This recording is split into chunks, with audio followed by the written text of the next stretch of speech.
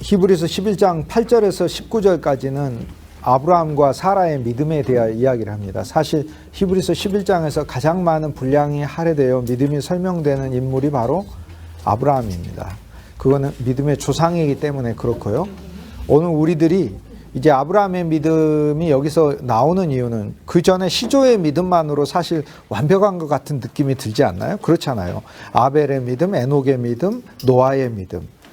그리스도 예수의 이 땅에 오셔서의 아벨처럼 자기 자신의 33년간 제물로 바치시고 또 십자가에서 양이 죽듯이 어린 양으로서 피를 흘리시고 아벨의 인생과 아벨의 제사를 드리셨죠.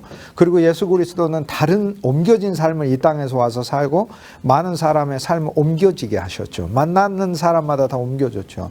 그리고 그리스도 예수는 지으셨잖아요. 건축하셨잖아요.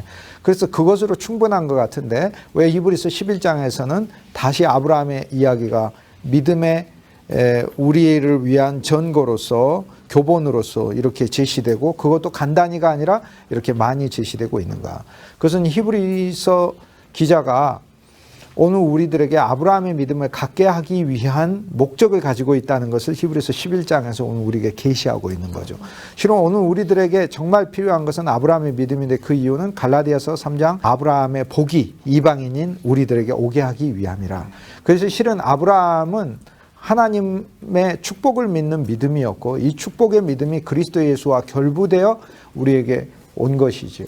오늘 실은 우리가 건축의 일을 노아로서 방주를 지어서 수행해 갈 때 우리는 그 방주 안에 들어온 한 사람 한 사람이 아브라함의 믿음을 갖게 하는 것을 하나님이 원하신다라는 것을 히브리서 11장에서 우리에게 계시하고 있는 거죠.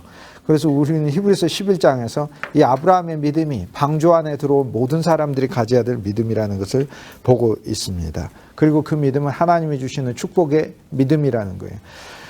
믿음으로 아브라함은 11장 8절에 부르심을 받았을 때, 부르심을 받는 것은 모두에게 하나님께서 부르시는 거죠. 오늘 우리들을 통해서도 성도들을 부르고 계시지요. 그런데 순종하여라고 해서 듣고 따라가는 것.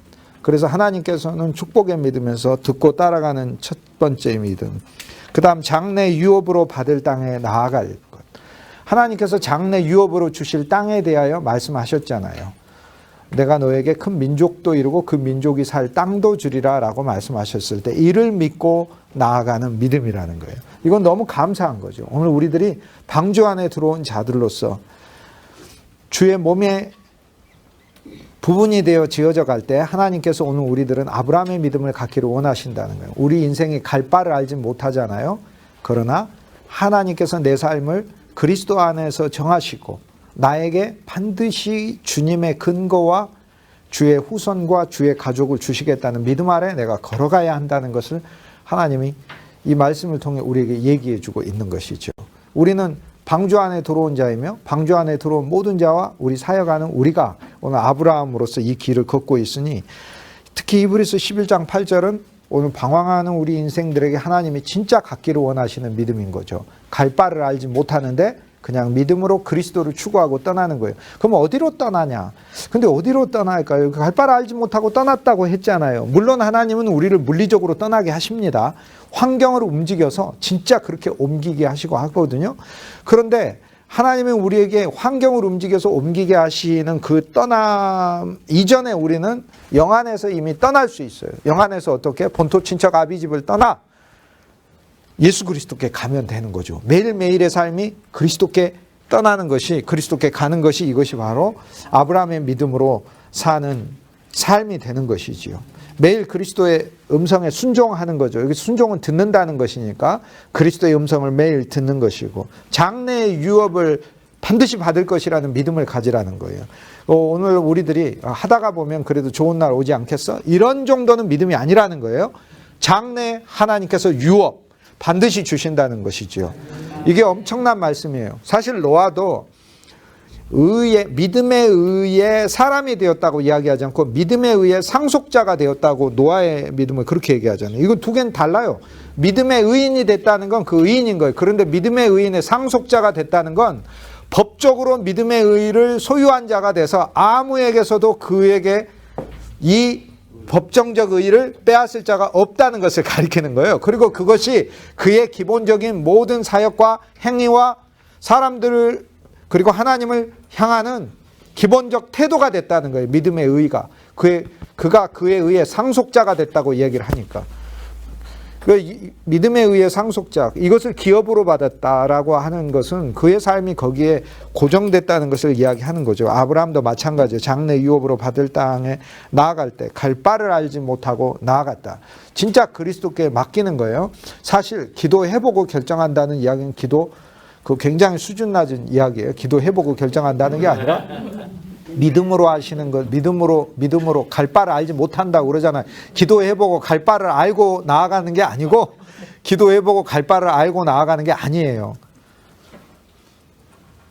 연약하니까 하나님이 알려주시는 것이지, 언제나 그렇게까지 있으면 안 된다는 것을 보여주는 거예요. 믿음은요, 우리로 하여금 갈 바를 알지 못해도 나가게 하는 거예요. 기도해보고가 아니라 그냥 나가면서 주님이 함께 하시고 그냥 기도하는 거야. 나가면서 기도하는 거야. 일단 해보고 기도 앞으로 하도록 하겠다. 이렇게 이제 언어가 이제 바뀔 필요가 있는 것이죠. 핑계, 그리스도인들이 항상 하는 핑계, 불신의 핑계야. 근데 핑계에 왜 기도를 들이대고 주님을 들이대고 그러냐고요. 아브라함의 믿음에서 11장 9절에 그가 믿음으로 약속의 땅에 체류할 때 이방에 있는 자로서 살았다라고 얘기를 해요. 아브라함이 동일한 약속의 상속자인 이삭과 야곱과 함께 장막에 거하였다라고 이야기를 합니다.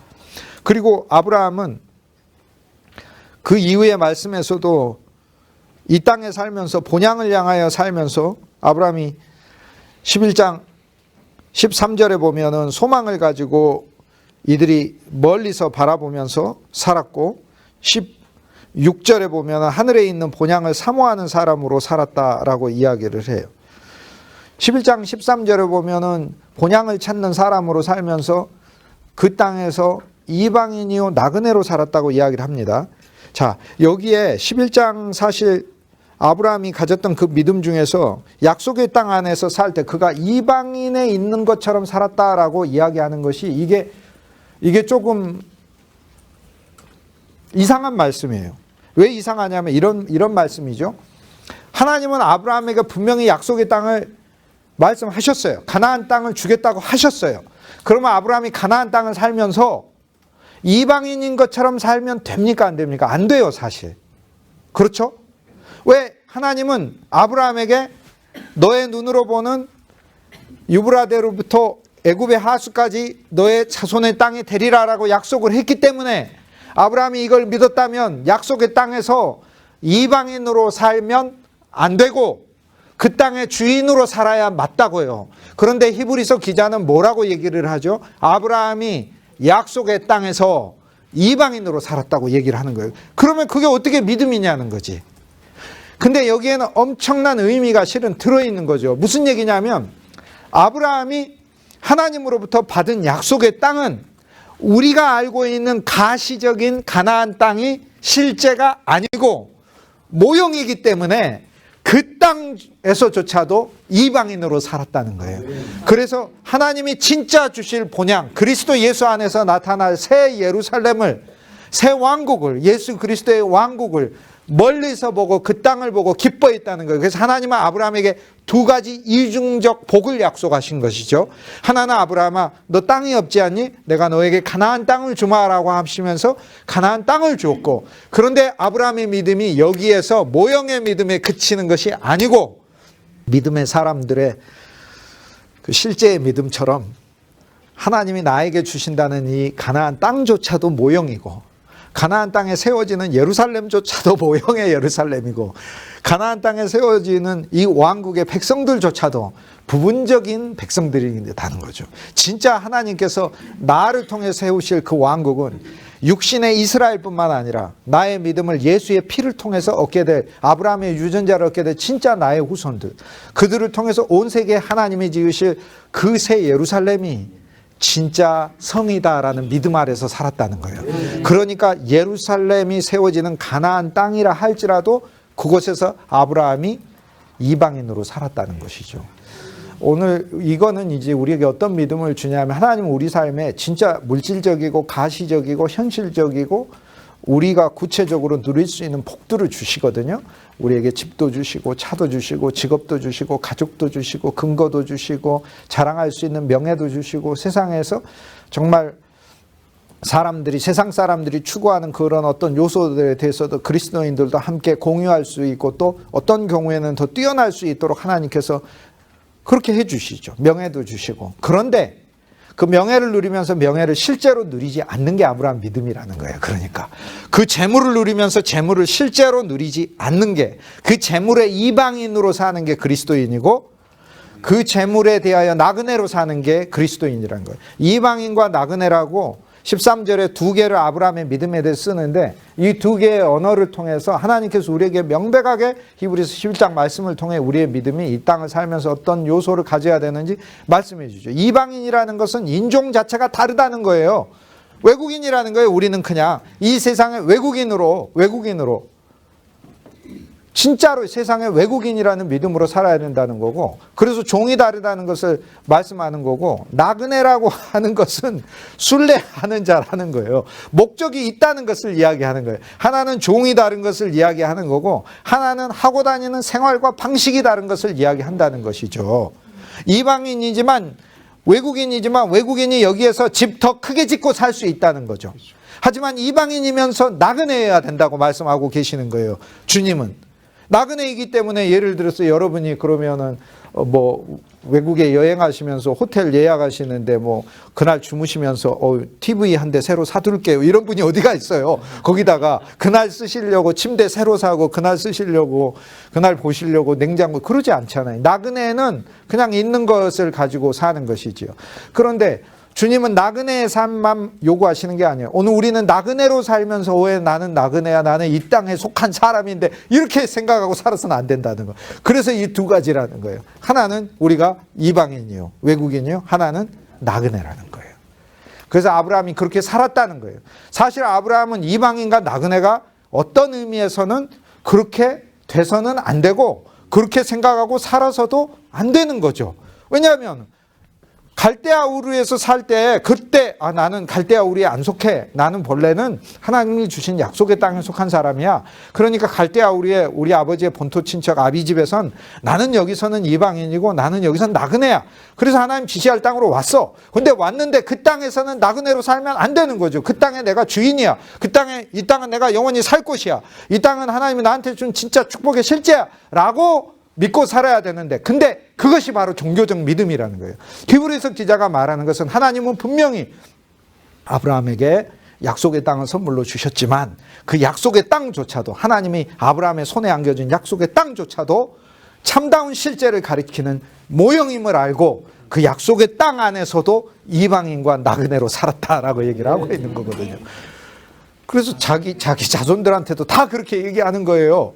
이스라엘 국가를 세우면서도 이스라엘 국가가 모형 국가이기를 알기를 원하는 거였죠. 아브라함은.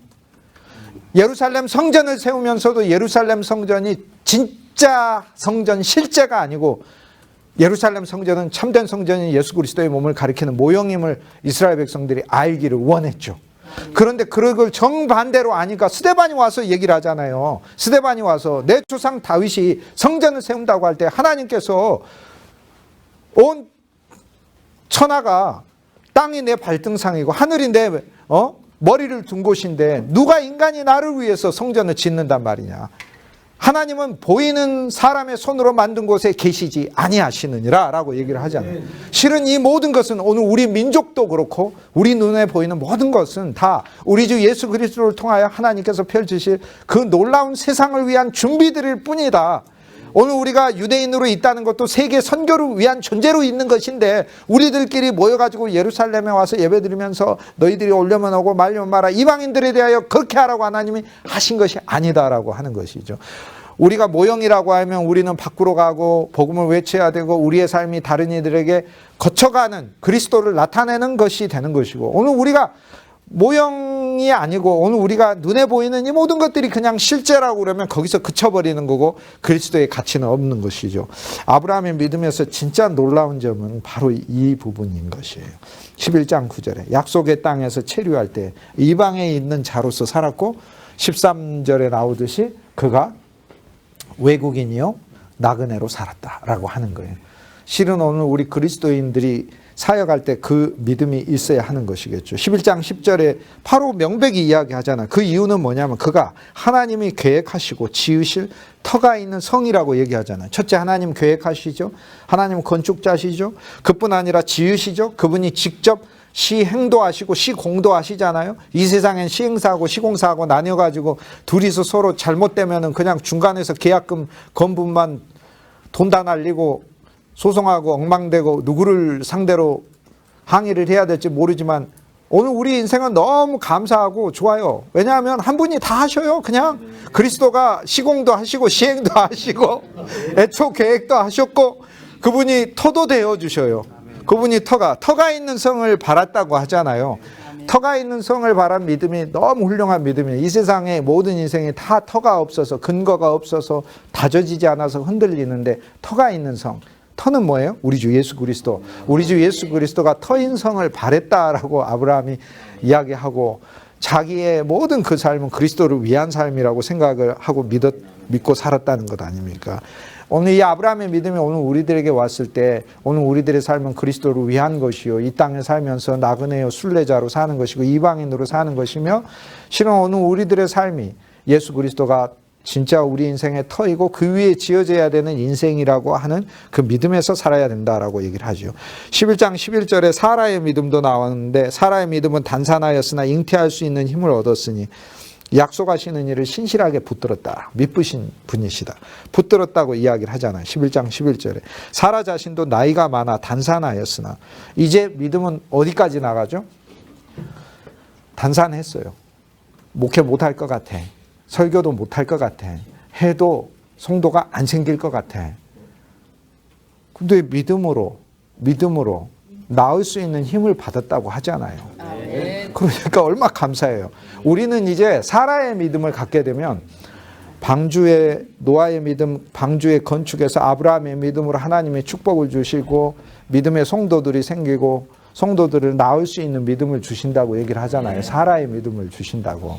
그런데 뭐 나는 충분히 낳을 수 있어 이렇게 생각하시고 하실 분도 있겠지만은 자기 힘이 아니라 여기에 전혀 낳을 수 없는데 약속하신 잉태할 수 있는 힘을 얻었다고 하잖아요. 믿음으로 잉태할 수 있는 힘을 얻었다. 하나님의 사역에 있어서 하나님께서 우리를 인도하실 때 내가 어떻게 낳지? 잉태할 수 있는 힘을 주시는 거죠. 우리 믿음은 거기까지 나가는 것이다 라는 것이죠. 그런데 잉태할 수 있는 힘을 얻는 것, 이건 은혜인 거예요. 그냥 은혜인 거예요. 성경에 보면은요, 사라가 주님을 정말 잘 믿은 것처럼 이렇게 보이지 않아요. 하나님 약속해 줄 때 웃었어요. 창세기 18장을 웃었어요. 그럼 하나님의 사자가 왜 웃냐고 얘기하잖아요. 안 웃었다고 그래 또 웃었는데도 불구하고. 그런데 제가 전에도 뭐 그런 말씀 한 적이 있지만 저 같으면 뭐라고 해야 되냐면 거짓말까지 하네 이제. 너 진짜 상황이 심각하다. 너 상황이 심각하다. 내가 솔직히 이야기하면 내가 이번 넘어가려고 했는데 거짓말까지 하네. 하고 웃어놓고 안 웃었다고 그러고 조롱의 죄, 조롱의 죄에다가 거짓말한 죄, 끝까지 우긴 죄, 대든 죄, 또 안 웃었다고. 웃었다고 하는데 대든 죄. 그래서 저 같으면 약속 캔슬 왜 이렇게 될 것 같아요. 그런데 뭐라고 말씀해요? 반드시 있으리라 라고 얘기를 하잖아요. 하나님 뭐라고 얘기해요? 기어코 내가 할 테니까 너 두고 봐. 너 나 조롱한 거 회개하게 될 거야. 이렇게 얘기를 주님의 말씀. 이게 하나님 은혜인 거예요. 전 성경을 보면서 불신의 사람은 하나님 깨부시지만 은혜로 깨부시고 반드시 그분의 능력을 베푸셔서 사람의 마음을 하나님 앞에 사랑으로 굴복시키는 것을 보게 되는 것이고 그래서 사라가 웃게 되는 거죠. 근데 오늘 하나님이 우리에게 율법으로 대하셨다면 사라는 결코 그렇게 되지 못하는 거예요. 그 말씀 자체가 사라가 이미 12절에 죽은 자와 같이 되었는데 그런데 죽은 자와 같은 한 사람으로 아브라함도 100세에 가까웠고 사라도 90세에 가까웠고 그런데 바로 둘이 한 사람이니까 바로 그 한 사람을 통하여 하늘의 허다한 별과 해변의 무수한 모래와 같이 많은 후손이 생육했어요. 그런데 실은 사라가 이것도 성경이 말하는 것은 이것도 무엇을 이야기하냐면 사라에게서 나오는 이삭을 통하여 하늘의 별과 많은 바다의 많은 모래와 같은 자손이 생긴다는 것을 이야기한 게 아니고 사라도 믿음을 어떤 믿음을 가졌냐면 자기에게 나오는 그 후손 중에 한 후손이 한 자손이 나올 것이라는 믿음을 가졌다는 거예요. 자기의 인생에 그런 영광스러운 어미가 된다는 믿음을 가졌다는 거예요.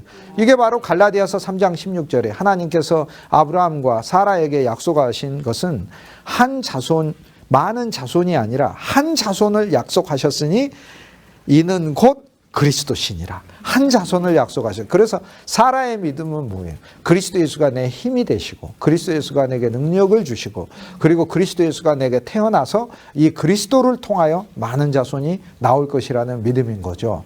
그럼 오늘 우리들이 사역을 할 때 내가 어떻게 많은 자손을 낳습니까?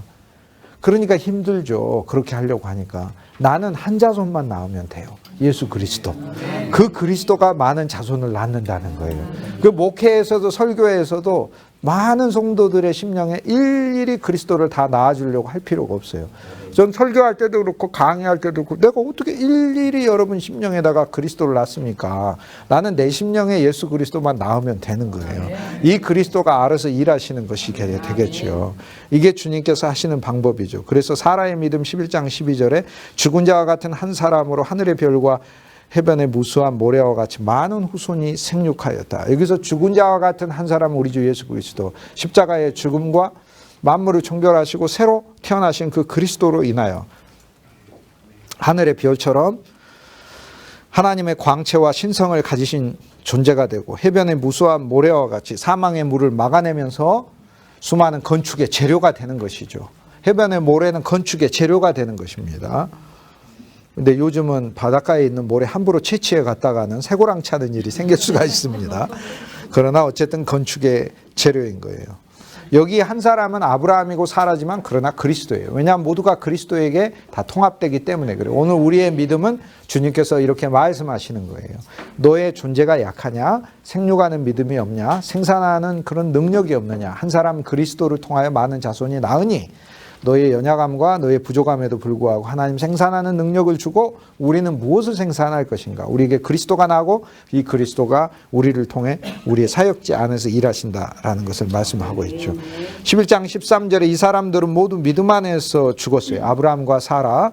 바로 그 이전에 보면은 이삭과 야곱도 나와요. 이들은 장막 안에서 거주하였다고 얘기를 하잖아요. 아브라함의 믿음 안에 보면 이들은 하나님이 계획하고 지으실 터가 있는 성을 바랬고 11장 10절에 보면 바랬고 그리고 장막에 거주했다라고 이야기를 합니다. 11장 9절에.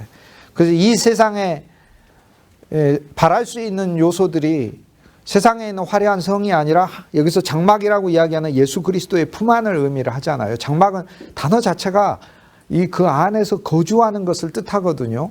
따뜻한 작지만 따뜻한 거주하는 품이에요. 그리고 이동하는 이 집을 장막이라고 부르거든요. 아브라함이 장막에 거주했다라고 하는 것에 아브라함의 믿음도 알 수 있고 이방인이고 나그네고 그리고 하나님의 품 안에서 거주하기를 기뻐했다라고 하는 것을 보여주고 있습니다.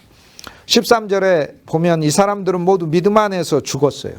야, 이게 믿음이에요. 믿음 끝까지 죽을 때도 믿음 안에서 죽는 것이고 속마음만 가지고 약속을 받지 못했어요. 진짜로 약속은 그리스도를 통하여 오지요. 하지만은 그것들을 멀리 있어서 약속들을 보고 멀리서도 보는 거예요. 보고 품에 안고 그 약속을 품에 안고 그리고 증언하였다, 고백하였다고 이야기해요. 그 약속이 감사하다고 이것이 바로 믿음이라고 이야기를 합니다. 4대 족장의 믿음은 이제 11장 14절부터 이 모든 믿음들이 아브라함과 사라와 그리고 거기에서 난 이삭과 야곱과 요셉과 그의 후손들의 믿음까지 본향을 향하는 믿음으로 히브리서 11장 믿음의 장에서 중간 부분에서 오늘 우리들에게 강조를 하고 있어요. 이같이 말하는 것은 자기들이 본향을 찾는 자다라는 거예요. 본향. 여기 본향은 뭐겠어요? 예수 그리스도의 품이고 새 예루살렘의 본향이죠. 우리는 최종적으로 거기가 있죠. 성경 계시록 21장에 가니까 하늘의 새 예루살렘에 내려오고 만국 백성이 그리 들어가고 황금으로 다 지어져 있어. 하나님의 신성이잖아요. 거기에서 썩어질 것이 하나도 없는 거예요. 세상의 황금도 썩어지지 아니하듯 진짜 참 황금이신 하나님의 썩어지지 않는 신성으로 우리가 다 채워져 있고, 거기에 생명수 강이 흐르고 사시사철 생명나무 한 그루가 되어 있어서 그리스도 예수 안에 우리가 다 생명나무로 되어 있고, 아름다운 보석으로 광채를 발하고 있고, 살아있는 성 자체가 되어 있고, 하나님의 집이 되어 있죠. 이게 우리 본향인 거예요. 그 다음 없잖아요. 계시록 22장 다음에 뭐가 있어요? 없지. 그러니까 최종이 새 예루살렘이지.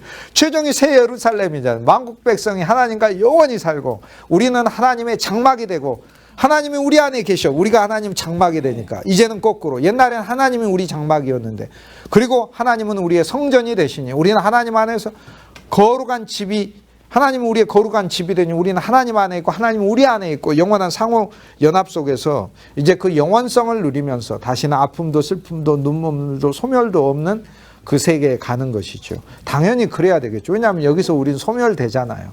그래서 소멸되지 않는 그 영원성의 세계에 나와 여러분이 포함되니까 얼마나 감사하고 기쁩니까? 나온 바 본향을 생각했다면 11장 14절에 나온 곳을 본향으로, 나온 본향이죠. 원래 나온 곳을 본향으로 생각하지 않고, 생각하였더라면 이제 계속 돌아갈까라고 하면 돌아갈 기회가 있었으려니, 이게 이제 귀절이 이상한 귀절이에요. 히브리서 11장의 믿음장을 보면 이 믿음은 계속 전진하거든요. 계속 전진해서 오늘 우리들 하나님을 보고 구체적으로 누리는데 중간에 딱 이야기를 해놨어요. 나온 바 본향, 나온 곳을 생각했다면 돌아갈 기회가 있대요. 없어야 맞잖아요. 우리에게 온 새로운 생명이 어떻게 돌아가요? 예수님을 안 믿는 길로 돌아가라면 돌아갈 수 있겠어요? 아니, 생각도 안 나고 갈래야 갈 수도 없는 인생이 되었잖아요. 그런데 여기에서 나온 바 고향을 생각하면 돌아갈 기회가 있다고 이야기를 해요. 그래서 할렐루야까지라고는 말을 할 수는 없지만, 돌아가고 싶은 분들에게 방법이 있다는 것을 성경이 계시를 하고 있어요. 돌아가고 싶은 분들에게 구원을 잃어버릴 수 있는 방법이 있다라고 얘기를 해요. 그런데 여기서 생각하였더만이라는 단어는 굉장히 그 성찬하듯이 매일 기념하는 것을 가리키는 단어예요. 그러니까 매일 그 돌아갈 성찬식을 하시면 돼요. 이렇게 매일 난 돌아가야 돼. 나는 옛 세상으로 돌아가야 돼. 이렇게 하고 옛 세상을 생각하고 그리스도 대신에 세상의 부귀와 영화 이런 것들을 늘 생각하고, 그러면 기회가 있다는 거예요. 그러면 돌아간다도 아니고 돌아갈 기회가 있다는 거예요. 그러니까 그렇다고 돌아간다는 보장은 제가 못합니다. 또 자, 이 말씀 속에서 오늘 우리들이 얼마나 놀라운 구원에 와 있는가. 오늘 우리가 믿음으로 걷는 이 길은 결코 그렇게 쉽게 돌아갈 수가 없는 길이에요. 진짜 돌아가고 싶으면 매일 구주 아닌 거를 매일 일부러 생각하고 그래야 되는데 그러기가 어려워요. 왜냐하면 우리는 저절로 하나님께 예배드려야, 그렇죠. 우리 몸이 저절로 주일날 교회를 향하고 우리 몸이 저절로 매일 하나님의 말씀을 가기 때문에 그러기가 어려워요. 또 실수했네. 생각을 안 해야 되는데 이렇게 막 그렇게 해야, 그렇게 내가 기도 안 해야 되는데 왜 내가 주여를 외쳤지 막 이래야 되는 거예요. 그래야 되는데, 그런데 그래서도 돌아가는 게 아니고 돌아갈 기회를 갖는다라고 해서 그 기회를 가져도 또 이렇게 그 기회가 실현이 안 될 수가 있어요. 그래서 사실상 없습니다. 없어요. 못 가요. 못 가니까 그냥 계속 그리스도 안에서 전진해 가는 길 외에는 없다. 더 나은 본향을 사모한다라고 얘기하잖아요. 이 사람들은 다 믿음 안에서 소망만 가지고 약속들을 못 받았지만 그러나 소망만으로 인생 살았다고 얘기하잖아요. 오늘 우리가 이 말씀 보면 우리는 진짜 사실 어떤 면에서 회개해야 하는 것이죠. 왜냐하면 우리는 소망만 가지고 사는 사람이 아니라 예수 그리스도의 실제가 우리 안에 있고, 주님이 새 예루살렘을 당신의 사역 안에서 완성하셔서 오늘 우리한테 선물하시고 보좌 우편에 앉으셔서 우리의 세세하게 모든 일들을 다 간섭하시고 개입하시면서 하시잖아요. 그런데 구약보다도 더 그렇게 자세하게 하시는 이유가 뭐예요? 첫 언약을 해봤더니 실패하더라. 사람이 실패하더라. 언약도 부족하고 사람도 부족하더라. 그래서 주님께서 새 언약으로 하신다 그 얘기 아닙니까? 새 언약으로 하셨을 때 우리한테 소망이 있는 거지. 그럼 주님이 우리한테 옛 언약과 첫 언약으로 하시듯이 하시면 우리한테 무슨 소망이 있어요? 우리도 똑같이 구약에 있는 백성들처럼 광야에 쓰러져 죽는 자가 돼버리겠죠. 그래서 오늘 이 말씀은 너무나 달콤하고 감사한 말씀이죠. 11장 17절에 아브라함의 믿음을 우리는 더 전진하여 시험을 받을 때, 하나님께서 시험은 용사들을 단련시키는 것을 시험이라고 그랬죠. 용사들을 단련. 마귀가 주는 것은 유혹이고 같은 단어예요. 마귀는 유혹을 주고 하나님이 주시는 것은 시험이긴 한데 엄밀히 이야기하면 하나님은 훈련을 주시나니에요. 하나님은 훈련을 우리에게 주시는데 훈련을 주실 때 믿음으로 이삭을 드렸다라고 얘기를 하죠. 여기서 아브라함의 믿음이 하나 더 나갑니다. 오늘 우리들은 우리가 얻은 예수 그리스도가 하나님께 드려져야 되는 그리스도임을 알 필요가 있어요. 이삭은 예수 그리스도니까. 나와 여러분 하나님으로부터 다 받은 바 은혜가 있어요. 나와 여러분은 받은 바 구원이 있고 우리 주 예수 그리스도를 통하여 얻어진 놀라운 이삭이 있어요. 우리 안에. 그런데 이 이삭은 하나님께 번제로 드려져야 되는 것이지요. 우리 인생이 하나님께 드려져야 된다. 그 얘기입니다. 그것이 아브라함의 믿음이었다는 거예요. 외아들을 드렸느니라. 그리고 18절에 내 자손으로 칭할 자는 이삭으로 말미암으니라 라고 말씀하셨기 때문에 내게 얻어진 이 예수 그리스도가 다시 하나님께 드려질 때, 내게 얻어진 모든 은혜가 하나님을 위해서 사용되어질 때 우리 주 예수 그리스도가 많은 자손으로서 우리에게 선물되어진다라고 이야기를 합니다. 11장 19절에 하나님이 능히 이삭을 죽은 자 가운데서 다시 살리실 줄을 생각한지라. 그런데 아브라함의 믿음에 또 하나 있어요. 나는 하나님께 드립니다. 없어져도 좋습니다. 이게 아니라 아브라함의 믿음의 정말 핵심적인 것은 부활을 믿은 믿음이에요.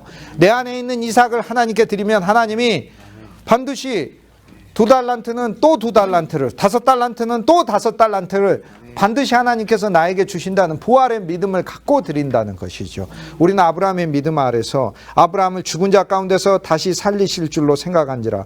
비유컨대 그를 죽은 자 가운데서 다시 받은 것이니라 라고 이야기를 합니다. 11장 18절에 보면 하나님께서 내 자손으로 말미암은 자는 이삭에게서 나온 자라야 내 자손이라고 칭할 자들이니라 라고 말씀하셨으니 이삭에게서 자손들이 나오겠네. 아브라함이 그렇게 믿은 하나님의 약속을 받은 것 아닙니까? 그러면 이삭을 번제로 바쳤을 때 하나님이 없애버리겠어요? 안 없애시지. 이삭을 다시 돌려주시지. 돌려주시면서 돌려주신 것을 통해서 우리에게 많은 자손을 낳게 한다는 것을 아브라함의 믿음을 통해 오늘 우리에게 하나님께서 그 믿음을 갖기를 원하신다는 걸 보여주죠. 오늘 우리에게 있는 예수 그리스도는 하나님께 드려지죠. 드려질 때 우리는 어떤 믿음으로 다시 하나님이 새로 주신다는 거예요. 나의 인생도 이삭으로 드리고 나의 재주도 이삭으로 드리고 나의 시간도 이삭으로 드리고 내가 가진 어떤 요소들도 가장 중요한 요소들도 이삭이면 하나님께 드리고 그러나 부활 안에서 하나님이 다시 주실 것을 믿고 십자가를 통과하여 부활 안에 다시 받는 것, 이것이 바로 하나님께서 이삭에게 약속하신 체험시키신 사건이고 아브라함에게 말씀하신 믿음이며 오늘 이 믿음이 그리스도를 통하여 우리 안에 살아있다는 것입니다. 믿음으로 이삭은 11장 20절에 믿음으로 이삭은 장차 있을 일에 대하여 야곱과 에서에게 축복하였다라고 얘기를 해요. 이 말씀은 이제 우리의 믿음이 이삭의 믿음이 와야 되는데 이삭의 믿음은 어떤 믿음이냐면 두 개를 구분하는 믿음이에요. 장자권의 믿음과 세상의 복을 구분할 줄 아는 믿음이에요. 그래서 어떤 믿음을 더 중시해야 되냐면 장자권의 믿음을 더 중시하는 믿음을 주님이 우리에게 말씀하고 있어요. 믿음으로 이삭은 자기 두 자녀 야곱과 에서에게 축복했다고 얘기를 하잖아요. 이게 바로 우리 믿음이어야 한다는 거예요. 오늘 우리들에게는 우리 주 많은 성도들이 주 예수 그리스도를 믿어서 그들에게 야곱의 길이 있고 에서의 길이 있어요. 에서도 이삭의 자녀니 그리스도의 자손이죠. 그런데 야곱의 길은 이삭이 축복을 했고 장자권으로 축복을 했어요. 너의 거주지는 하늘에서 이슬이 내리는 곳이고 땅에 기름지가 있는 기름진 곳이다 라고 이야기를 하고 너는 모든 내 형제들을 다스릴 것이다 라고 얘기했는데 야곱의 인생의 총 다스림은 하나님의 축복을 받기 위해 자신이 그 많은 고난을 통과하고 연단을 받고 오히려 나중에 보니까 야곱이 에서에게 절을 하는데 그게 다스리는 거야. 사랑으로 겸손으로 희생으로 헌신으로 나아가는 것이 이것이 바로 하나님이 말씀하시는 다스림인 거예요. 예수님이 우리를 통치하신 제일 놀라운 진짜 우리를 무릎 꿇게 하신 사건은 보좌에서 불을 토하는 게 우리의 무릎을 꿇리는 게 아니고 우리의 발을 씻기실 때 우리도 무릎을 꿇을 수밖에 없는 게 되는 것이죠. 우리는 그보다 더 낮아질 수가 없는 존재가 돼버린 것이지. 그리스도가 우리를 위해 무릎을 꿇었을 때, 오늘 우리는 이삭의 믿음을 갖고 오늘 우리들에게 무엇이 야곱이고 무엇이 에서인지 구분하는 믿음이 있어야 되고, 이 둘을 축복하는 믿음이 있어야 돼요. 먼저는 야곱을 축복할 수 있어야 되고요, 그 다음에 에서를 축복할 수 있어야 돼요. 믿음으로 자녀를 축복한다고 했으니 오늘 우리들은 자녀들을 하나님이 축복하시는 믿음을 우리 존재 안에서, 삶 안에서 가져야 되고, 그 다음에 이거를 영적으로 하나님께서 우리 자녀들에게 영적인 장자권들을 허락하셔서 저들의 인생에서 저들이 바로 야곱과 같기를 주님께 바라야 되는 것이고, 그리고 에서에게 내린 복은 야곱에게 결국에 순종하라는 것이었어요. 그리고 네가 칼을 믿고 살 것이나 그러나 결국에는 네가 자유하게 되리라, 그것에서 해방되는 날에는 자유하게 되리라 라고 아버지가 축복해 줬어요. 또 그리고 너의 사는 곳은 멀지 않다, 하늘의 기름짐과 땅의 기름짐과 하늘의 이슬에서 멀지 않다라고 얘기를 해줬어요. 멀리 떨어져 있다고 우리말은 번역했는데 그게 아주 멀리가 아니고 조금 떨어져 있는 것을 얘기해요. 그래서 쉽게 갈 수 있다. 그리고 내가 네 동생 야곱에게 모든 것을 주었으니 야곱에게 가면 된다라고, 그 내적으로 사실 아버지 이삭이 에서를 축복하고 있어요. 에서에게도 축복해 주셨어요. 그로 큰 민족을 이룰 것이고 그가 있는 곳에서 기름짐이 멀지 않다고 얘기를 해요. 그런데 이것이 바로 에서에게 주는 복이라는 거죠. 오늘 우리들은 우리가 세상에서 누리는 것이 실제 참 기름이 아니고, 기름진 곳이 아니고, 기름진 곳에서 좀 떨어진 곳을 아는 것이, 그것이 하나님이 우리에게 준 복이라는 거예요. 진짜 기름짐은 우리가 장자권인 이 우주적 장자이신 예수 그리스도와 연합되어 그분의 삶을 살아갈 때, 그것이 바로 하나님이 우리에게 주시는 진짜 참 축복이라는 것이죠. 그래서 이삭이 에서와 야곱에게 축복하였다, 믿음으로 축복하였다라는 거 오늘 우리도 적용해야 돼요. 우리도 믿음으로요, 하나님께서 우리의 야곱을 축복하시고 우리의 에서는 에서대로 축복하셨다는 사실을 믿을 필요가 있어요. 그런데 우리의 에서와 야곱 중에서 하나님은 야곱을 진짜 사용하셔서 그 길을 걷게 하신다라는 믿음을 갖게 할 필요가 있는 거예요. 하나님은 우리 야곱을 축복하셔서 우리는 야곱의 길을 걷게 하시는 거죠. 이것이 이삭에게 준 믿음이었다는 것이고, 예수 그리스도를 통하여 우리 안에 온 믿음이죠. 오늘 우리들은 이삭의 믿음에 왔을 때 이제는 더 구분할 수 있는 것이에요. 내 인생을 하나님께서 이끌고 가시면서 내 인생을 에서처럼 그냥 광야에서 활 쏘는 자, 높은 자로 하나님 사용하기를 원하시는 게 아니다. 그것에 복은 있지만 그 복은 별개다라는 것, 구분해서 축복하는 것을 볼 필요가 있다는 것을 이야기를 하는 것이죠. 그런데 그 다음에 복은 야곱이 요셉의 아들들에게 준 복이지 않습니까? 야곱이 요셉의 아들들에게 11장 21절에 보면 믿음으로 야곱은 죽을 때 요셉의 각 아들에게 축복하고, 바로 앞절에서도 야곱이 세상을 떠날 때, 그리고 세상을 떠날 때가 가까워서 눈먼 존재로서 야곱이 축복을 하게 되는 것이고, 21절에 보면 그 다음 절에도 요셉이 세상을 떠날 때, 죽을 때 또 다른 이스라엘 백성들에게 자기 뼈에 대해서 예언을 하는 거죠. 우리의 믿음은 21절에 보면 이제 야곱으로서 죽을 때 요셉의 각 아들에게 축복하는 거죠. 이삭으로서는 나에게 있는, 하나님이 나에게 준 직임이 무엇이고 상속 받아야 될 장자권이 무엇인가를 알고, 이것이 가장 중요한 하나님이 나에게 맡기신 것이라는 믿음을 갖는 것이고, 에서는 에서의 복이 따로 있다는 것을 그냥 아는 것이에요. 그런데 나는 에서의 길이 아니라 야곱의 길을 간 것이죠. 여기에서 야곱은 축복을 명백히 받았고 에서도 축복을 받았어요. 그런데 히브리서 뒷부분에 가면 에서가 축복을 못 받았다고 얘기를 해요. 그러면 이 축복을 에서는 받았나 못 받았나? 에서는 축복을 받았어요. 받았는데 히브리서 기자가 후반부에서 오늘 우리들에게 강조하는 것은 에서는 장자권의 복을 못 받았다고 얘기를 하는 거예요. 그러므로 오늘 우리 주 예수 그리스도 안에서 우리는 그냥 에서로서의 복을 추구하며 가는 자가 아니다. 야곱의 복을 추구하고 가는 자다. 야곱의 복은 야곱의 프로세스를 다 거치는 거예요. 속이는 자도 나오고 우리가 상실도 있고 여러 가지 공고한 일도, 그러나 마침내 승리하게 하시는 우리 주 예수 그리스도를 체험하는 거예요. 그러므로 그리스도의 조상이 되는 거예요. 이게 야곱의 복인 거예요. 인생 전체에 하나님의 그 놀라운 체험이, 야곱이 많지 에서가 많겠어요? 에서는 그냥 자기가 힘 잘나가지고 힘세가지고 이룬 줄 알고 그렇게 사는 것이지. 그러므로 야곱의 인생이 우리가 세상적인 눈으로 보니까 믿음 없이 보니까 야, 너무 힘든 인생 그렇게 하지. 그게 아니라 주의 은혜가 충만한 삶인 거죠. 인생의 진리를 아는 삶인 거죠. 그래서 오늘 우리의 믿음은 야곱과 에서를 구분하는 믿음이다라는 거예요. 거기서 하나 더 나가면 야곱으로서 요셉의 두 아들을 축복할 줄 아는 믿음이라고 얘기하는데, 요셉이 두 아들이 있죠. 하나는 므낫세고 하나는 에브라임이에요. 창세기 48장에 보면 요셉이 아버지 야곱에게 자기 두 아들을 축복받게 하기 위해 두 아들을 아버지 야곱으로 앞으로 이끌고 와요. 아버지 야곱이 여기 눈 멀어가지고 지금 이렇게 있는 거예요. 나이가 거의 다 돼가지고 130세도 훨씬 넘어서 이제 죽을 날 137세가 가까워가지고 이렇게 있는 거예요. 그런데 요셉이 아버지 오른손 쪽으로 므낫세를 이렇게 데리고 오고 아버지 왼손 쪽으로 둘째 아들 에브라임을 이렇게 데리고 와요. 그런데 오늘 히브리서가 그 야곱의 믿음의 사건에 대해서 정말 많은 게 있는데 이거를 딱 들어서 얘기를 해요. 사실 우리는 여기에서 좀 의문을 가질 필요가 있어요.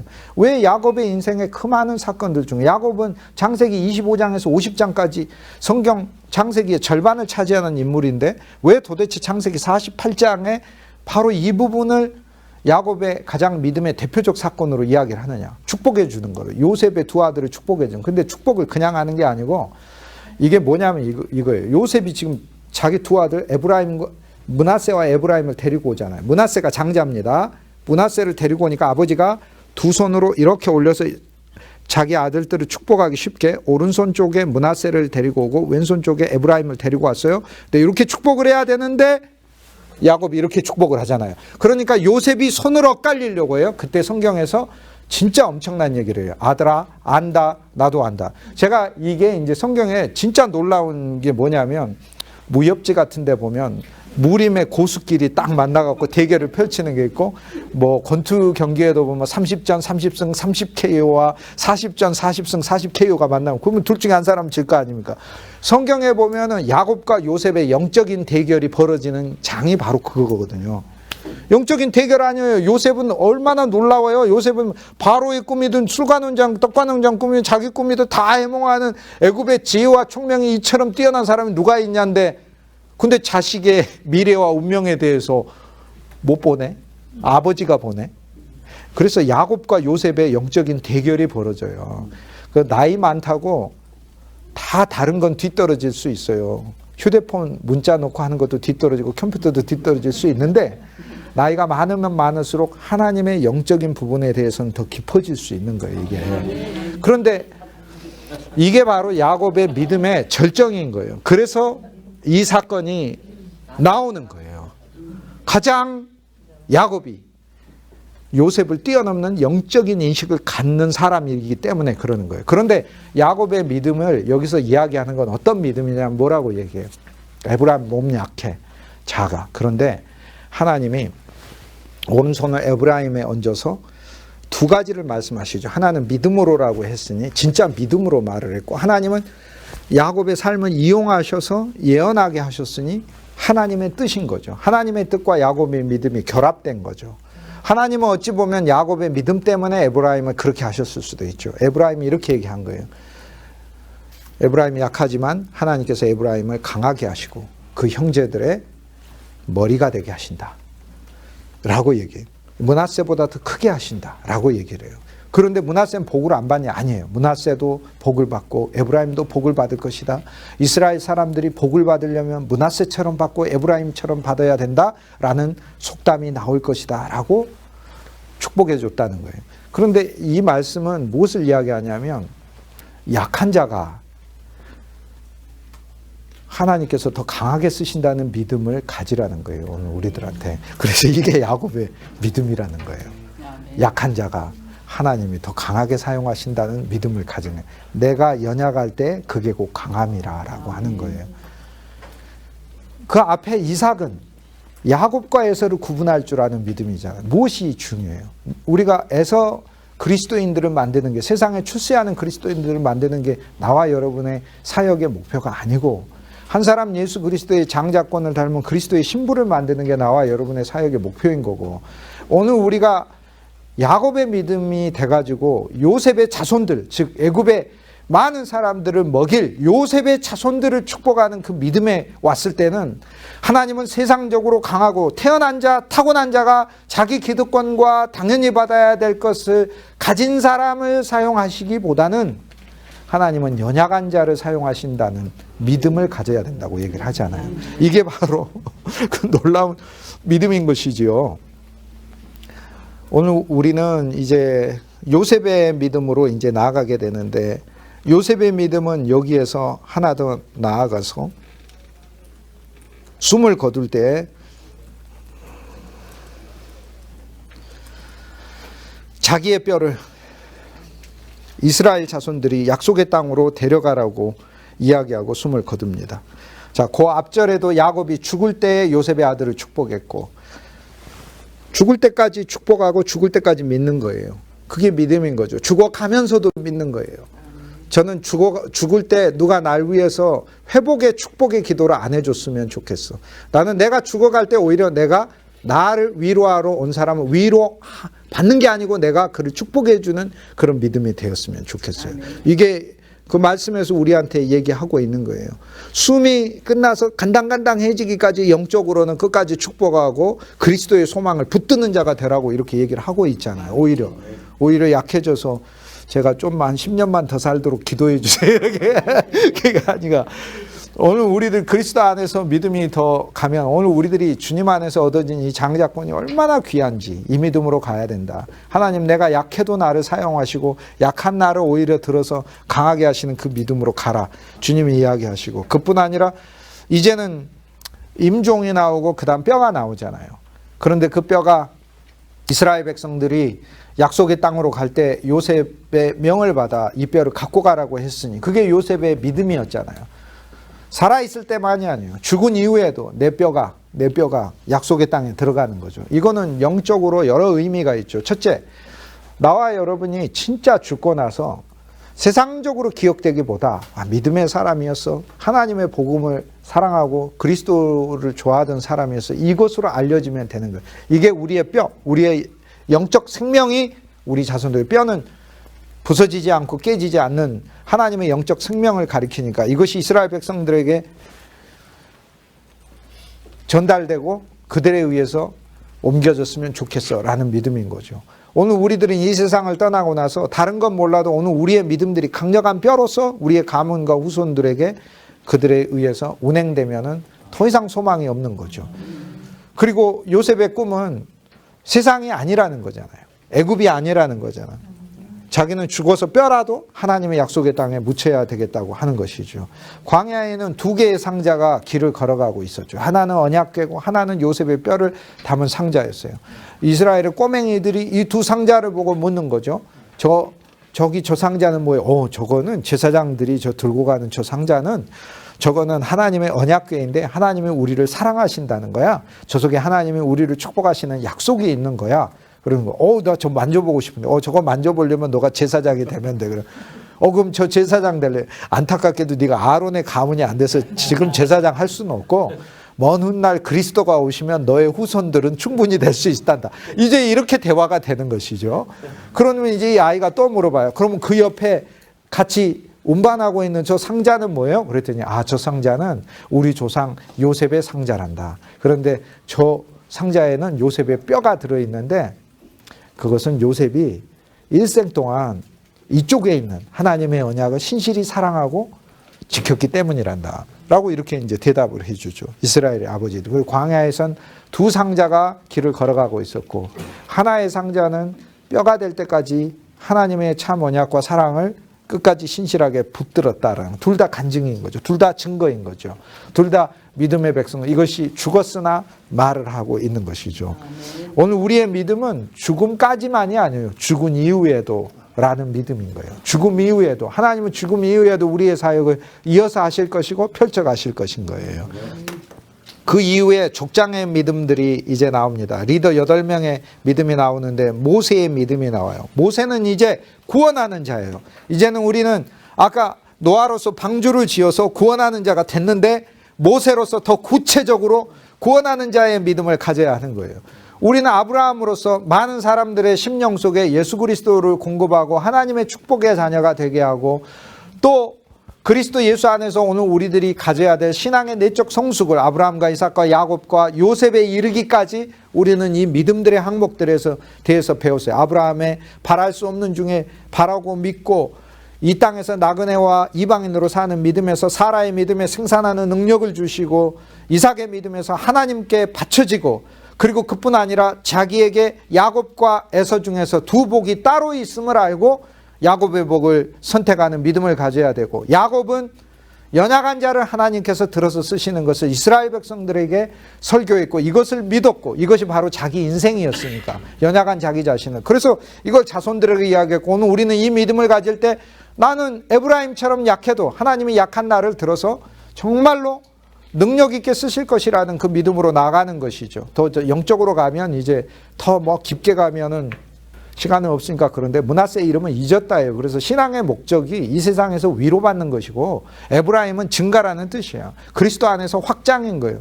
그래서 에브라임을 축복한 것은 연약하지만 우리는 예수 믿고 설교하고 증거하는 게 사람들 위로받게 하기 위해서 하는 게 아니라는 말이에요. 물론 위로받아야죠. 상한 심령이 구주께 위로 안 받고 누구에게 위로받겠어. 그런데 오늘날 많은 하나님의 종들의 설교가 그냥 사람들이 그냥 공고하면은 뭐 주님 앞에서 위로받고 뭐 내 상한 심령을 고치시고 이런 정도 수준에 멈춰있는 므낫세가 앞선 신앙이 되면 안 되고 에브라임이 앞선 신앙이 돼야 된다는 걸 이야기를 그게 본질적으로는 더 깊은 메시지인데 히브리 11장에서 일일이 그렇게까지 다 들어가서 얘기하기는 어렵고 어쨌든 우리는 거기에서 더 나아가 요셉의 믿음을 갖고 이제 모세의 믿음으로 이야기하는데 아브라함과 모세의 믿음이 분량이 정말 길어요. 아브라함의 믿음은 축복의 믿음으로서 하나님의 사역자가 갖춰지는 조건과 이 특질에 대한 이야기를 하고 모세의 믿음은 진짜 구원하는 사람으로서 하나님이 구원한 이스라엘 백성들을 구원시키기 위해서 어떤 요소의 믿음을 가져야 되는가를 이야기를 해요. 여기 12종류의 믿음이 있는데 그 믿음으로 하라는 거예요.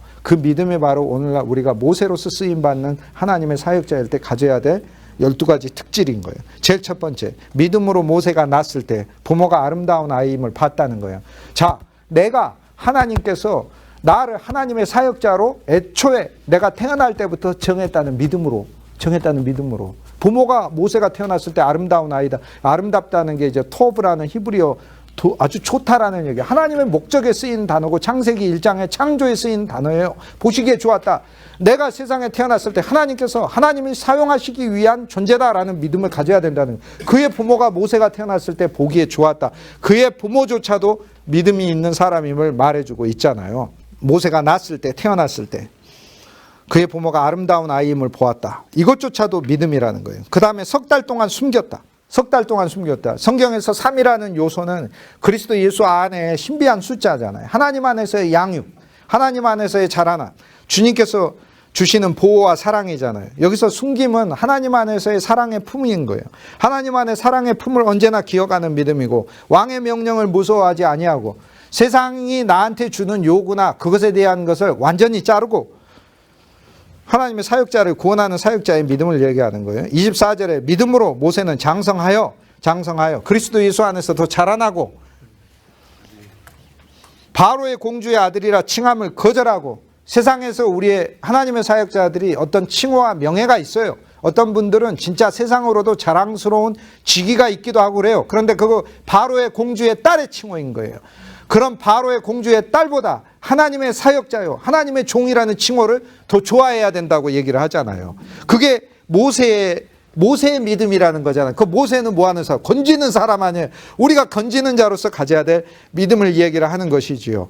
6번에 하나님의 백성과 함께 고난받기를 좋아하고 6번째 믿음이고 7번째 그리스도를 위하여 받는 수모 애굽의 모든 보화보다도 귀하게 여기고 이것을 제물로 여긴다는 거예요.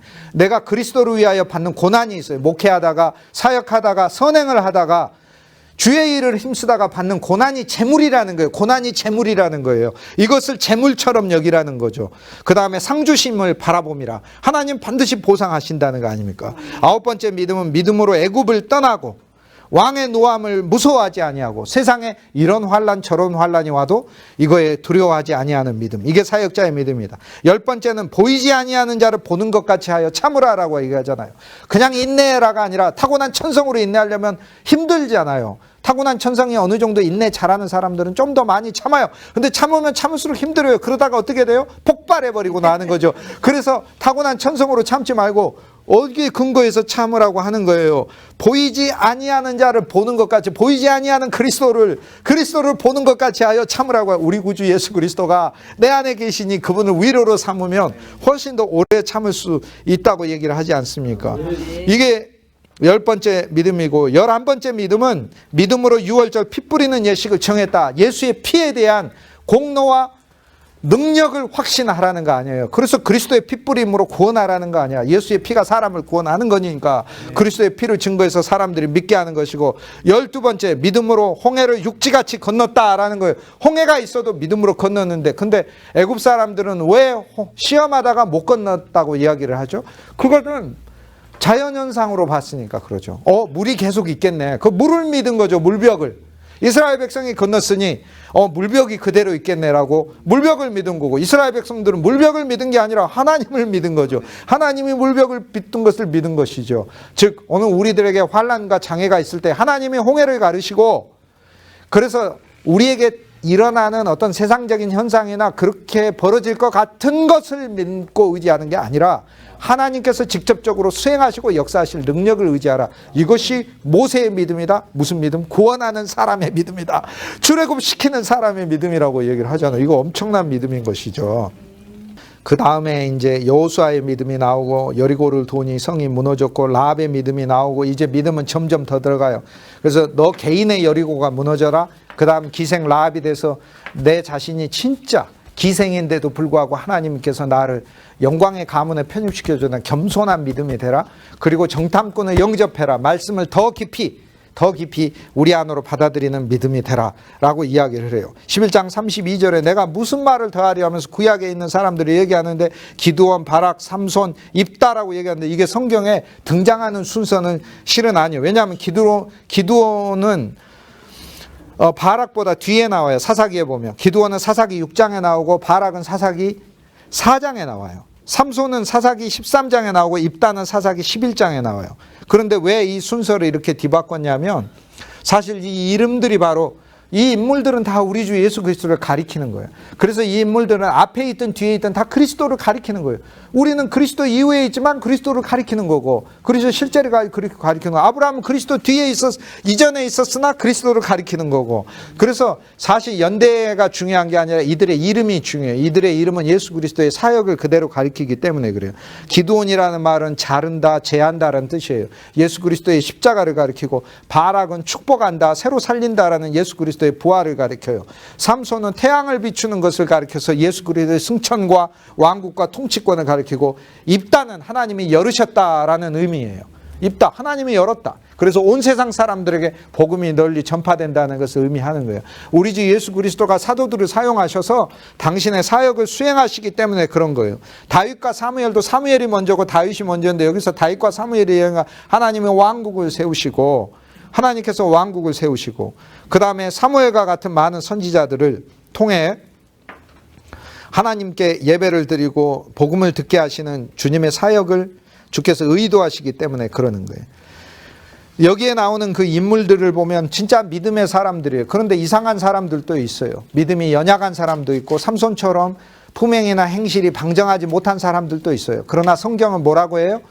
믿음으로라고 얘기하잖아요. 그들의 행실로가 아니고, 만약에 행실로 그러면은 삼손은 빼 이렇게 되는 거예요. 믿음으로라는 거예요. 믿음으로. 나와 여러분의 삶과 모습에 어그러짐이 있고 부족함이 있고 그렇지만, 하나님은 우리의 행실로 우리를 택하신 게 아니라 우리의 믿음으로요. 믿음으로 우리를 보고 우리를 사용하신다는 거니 얼마나 감사한 게, 있을 수 없을 놀라운 은혜 아닙니까? 이전에 발견하기도 어려운 은혜죠. 여기에 등장하는 기드온, 바락, 입다, 삼손, 이런 인물들은 다 연약한 인물들이었어요. 농부였고 병사였고, 입다는 천출이었잖아요. 기생의 아들이었잖아요. 무시당하는 사람이었잖아요. 그런데 입다한테서 하나 우리가 배울 게 있는데, 하나가 아니라 실은 입다의 생애에서 배울 게 어마어마하게 많아요. 그런데 이 입다에게서 오늘 사사기 11장에 나옵니다. 그런데 입다가 천출이지만 무시당해서 쫓겨났죠. 외면당해서 불황자하고도 같이 살았어. 그러나 하나님이 그를 사사로 쓰시잖아요. 그런데 입다가 암몬 자손들이랑 전쟁을 벌이는데, 전쟁 벌이기 전에 먼저 설득을 해요. 입다가. 야, 왜 전쟁을 벌이려고 하냐. 우리가 왜 니들을 굳이 죽여야 되냐. 암몬이요. 그러면서 입다가 이스라엘의 과거 역사에 대해서 말을 하는데 나는 이스라엘의 사사들 중에서 이처럼 하나님이 출애굽 이후에 이스라엘의 역사를 이렇게 잘 설명하는 사사를 사사기에서 찾을 수가 없어요. 우리가 원래는 니네를 침공한 게 아니라 에돔한테도 모압한테도 길 비켜달라고 했는데 안 비켜줘서 우리가 갔고, 그런데 바산왕 오가고 헤스본왕 시온이 우리를 공격하여서 하나님께서 그들을 무찌른 것이고, 우리가 시내 산을 해서 하나님으로부터 소명을 받아 이렇게 오는 동안 한 번도 우리 동족으로 여기는 에돔이나 모압을 침공한 적이 없다라고 얘기를 해요. 이스라엘 역사 정말 정확하게. 그리고 모압 평지에서도 거기는 모압 땅을 차지한 게 아니라 모압과 가나안 땅의 경계라고 이야기를 해요. 그래서 이스라엘 백성들이 있을 때도 주의해서 모압을 자극하지 않기 위해서 있었다고 그렇게 얘기를 하거든요. 그 입다가 그냥 그게 아니에요. 천출이지만 뛰어난 지식을 가진 신학자예요. 그리고는 암몬과의 전쟁, 암몬이 그 얘기 안 들어줘. 그래서 결국에 암몬과의 전쟁에서 이기고 돌아오잖아요. 돌아오면 소원을 하잖아요. 소원을 뭐라고 해요? 하나님 제일 먼저 나오는 사람은 하나님께 번제로 바치겠습니다 그래요. 번제는 뭐냐면 하나님의 성전에서 영원히 일하게 한다는 것이거든. 입다는 천출이에요. 근데 성경이 뭐라고 해야죠? 사사기 11장에 제일 먼저 나오는 딸이 있는데 입다의 무남 동녀라라고 얘기해. 남자가 없어. 동녀에. 자기는 천출이야. 기업이 없어. 그런데 이 딸을 잘 시집 보내면 이 딸을 통해 기업이 있고, 이 딸을 통해서 하나님의 자손이 나오고 왕도 나오고 막 그래야 돼. 그래서 천출로 자라나서 무시받은 자기가 하나님의 사사가 돼서 그나마 이제는 딸을 시집도 보내고 이게 부조금도 많이 받을 수 있고 하객들도 많이 와서 축복해 주면서 폼 좀 낼 수 있는데 자기 딸이 나온 거예요. 성전에서 시집도 못 가고 평생을 바쳐야, 하나님께 바쳐져서 지내져야 되는 존재가 되니, 그것도 번제예요. 기간 6개월 하고 오는 단기 선교도 아니고 말이지. 번제 다 바쳐지는 거예요.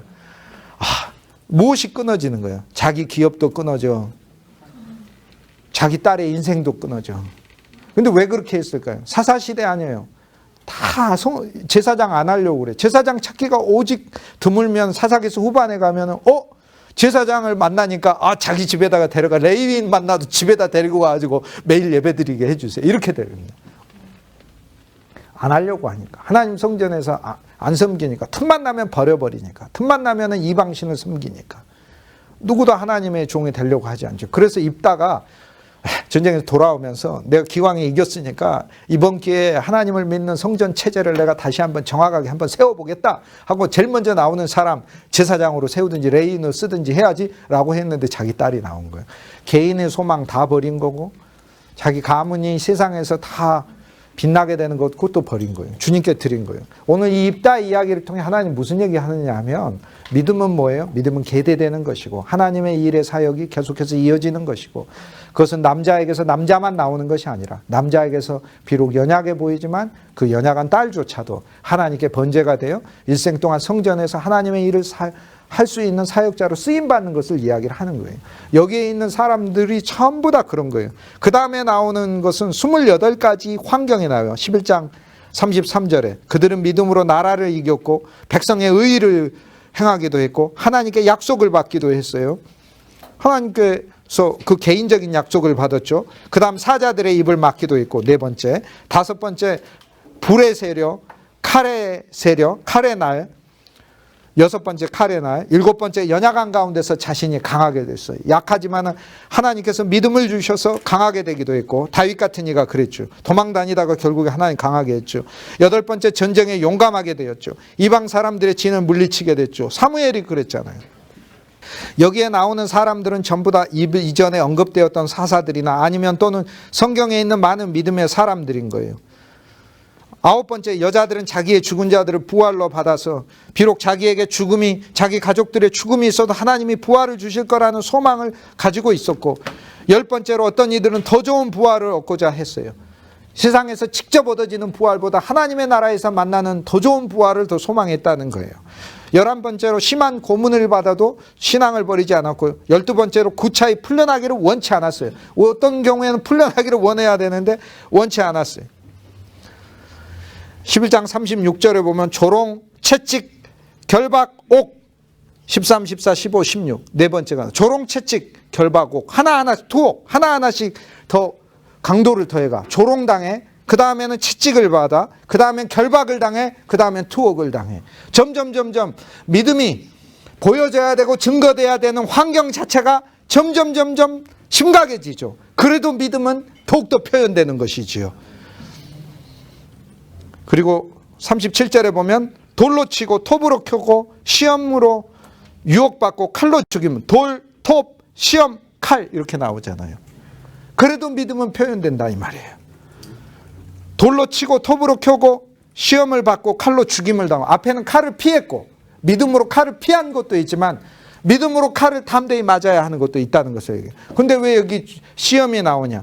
돌로 치는 것과 톱으로 켜는 것보다 더 단계가 나은 단계가 낫다기는 좀 그러지만 왜 시험이 나와? 이 시험은 그거거든. 안 믿으면 풀어줄게니까.